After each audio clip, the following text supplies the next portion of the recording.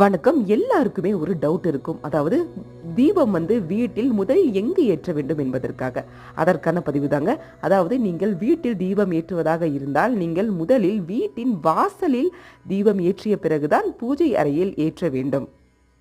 வீட்டு வாசலில் அழகான கோலமிட்டு, கோலத்தின் நடுவில் முதலில் தீபம் ஏற்றிவிட்டு, அதன் பிறகு மற்ற தீபம் ஏற்றிவிட்டு, அதிலிருந்து ஒரு அகல் விளக்கு எடுத்துக்கொண்டு நீங்கள் பூஜை அறையில் ஏற்ற வேண்டும். ஆனால் எக்காரணத்து கொண்டுமே உள்ளே ஏற்றிய தீபத்தை வெளியில் கொண்டு சென்று ஏற்றக்கூடாது. வெளியில் தீபம் ஏற்றி அதை எடுத்துக்கொண்டு வந்துதான் வீட்டுக்குள் ஏற்ற வேண்டும். அது எதற்காக என்றால், வெளியில் இருக்கும் கடவுளை நாம் வீட்டில் அழைத்து கொண்டு வருவதற்காக தான் வெளியிலிருந்து உள்ளே ஏற்ற வேண்டும் என்று சொல்லியிருக்காங்க. அதனால இதை மறக்காம செய்யுங்க. அதனால் அன்று இந்த தவறை கண்டிப்பாக நீங்கள் செய்யக்கூடாது. மேலும் இது போன்ற ஆன்மீக தகவல்களுக்கு எங்கள் சேனலை மறக்காமல் சப்ஸ்கிரைப் பண்ணவும். நன்றி. ஓம் நமக் சிவாய. வாழ்க வளமுடன்.